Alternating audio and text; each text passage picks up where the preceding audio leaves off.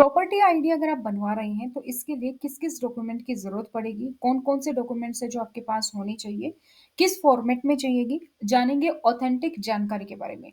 इससे पहले अगर आप लोग इस चैनल पर नए हैं और चैनल को अभी तक सब्सक्राइब नहीं किया है, तो दोस्तों चैनल को सब्सक्राइब कर लीजिए, साथ ही बेल आइकन को प्रेस करके जो है आप नोटिफ़िकेशन को ऑन कर लीजिए, ताकि जैसे ही कोई वीडियो अपलोड की जाती है, उसकी नोटिफ़िकेशन आप सभी लोगों को मिल सके। तो नमस्कार दोस्तों, स्वागत है आपका एक बार फिर से आपके अपने चैनल एजुकेशन एंड सरकारी डॉक्यूमेंट्स पर।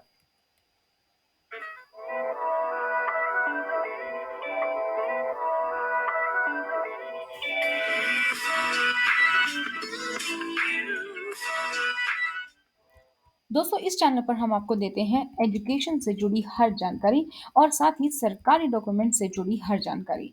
अगर आप किसी भी स्पेसिफिक डॉक्यूमेंट के बारे में जानना चाहते हैं, तो आप हमें बेझिझक कमेंट सेक्शन में कमेंट कर सकते हैं अपने सवालों को, और उसका जवाब आपको जल्द ही मिल जाएगा और उस पर स्पेसिफिक वीडियो भी हम जल्द ही लाने की पूरी कोशिश करेंगे।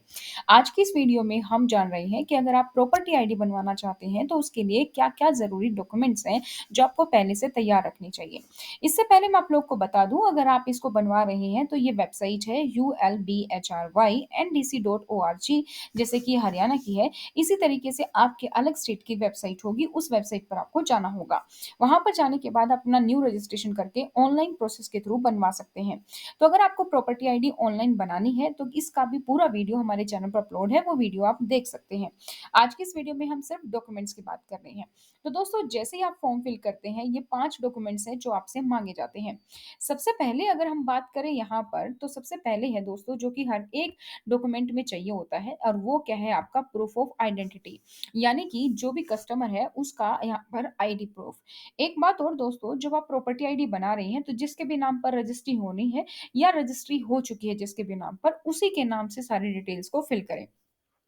उसी पर्सन का यहाँ पर आपको आईडी प्रूफ देना होगा। आईडी प्रूफ में आपके पास Aadhaar card, PAN card, family ID, क्योंकि हरियाणा का है तो फैमिली आईडी, पासपोर्ट या कोई भी आइडेंटिटी कार्ड जो कि गवर्नमेंट द्वारा इश्यूड हो, वो यहाँ पर मान्य होगा। तो सबसे बेस्ट है कि आप आधार कार्ड यहाँ पर लगा सकते हैं, ठीक है? सेकंड जो यहाँ पर है, वो है दोस्तों proof of ownership. Proof of ownership जैसे कि सेल्स डीड या कन्वेंस डीड आपकी हो गई, और लीज डीड। तो ये आपकी बेसिकली जो आपके मकान की रजिस्ट्री हुई है, उसी को हम सेल्स डीड के तौर पर यहाँ पर ले सकते हैं, ठीक है? तो sales deed, conveyance deed, lease deed जो भी आपके पास है, वो आपके पास यहाँ पर चाहिए, उसको आपको यहाँ पर लेना है।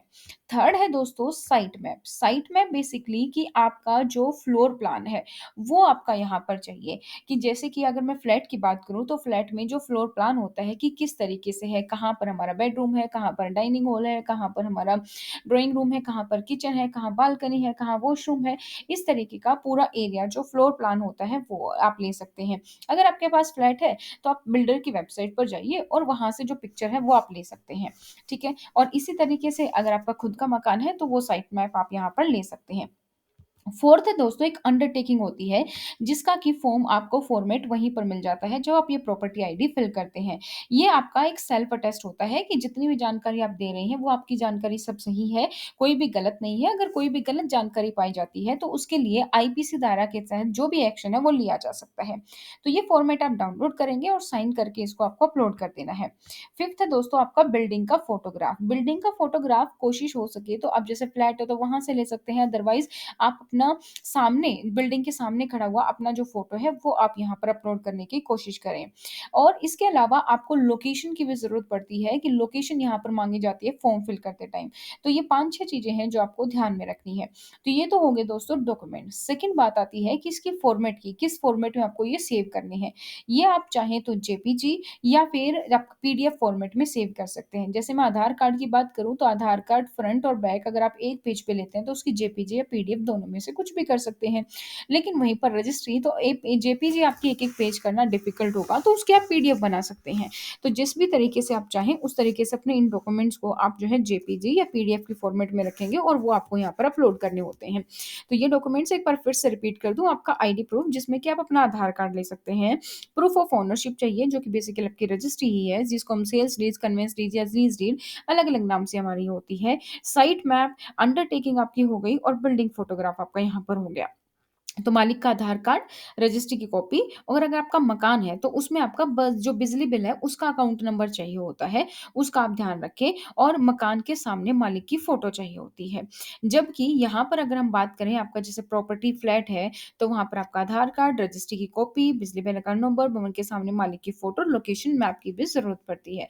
तो ये थी दोस्तों आप लोग के लिए संपूर्ण जानकारी। इसी तरीके से अगर आपके पास प्रॉपर्टी आईडी से जुड़ा हुआ कोई सवाल है, तो आप कमेंट सेक्शन में कमेंट कर सकते हैं। और इसके अलावा किसी और सरकारी डॉक्यूमेंट्स के बारे में अगर आप जानना चाहते हैं या कोई भी इन्फॉर्मेशन चाहते हैं, तो उसके लिए भी आप कमेंट सेक्शन में कमेंट कर सकते हैं। इसी तरीके की और वीडियो के अपडेट्स पाने के लिए आप हमारे चैनल को सब्सक्राइब करें, साथ ही बेल आइकन को प्रेस कर लीजिए ताकि जैसे ही कोई वीडियो अपलोड की जाती है, उसकी नोटिफिकेशन आप सभी लोगों को मिल सके। तो दोस्तों आज की इस वीडियो में इतना ही, फिर मिलेंगे नई जानकारियों के साथ। आप हमें सोशल मीडिया पर भी फॉलो कर सकते हैं। धन्यवाद।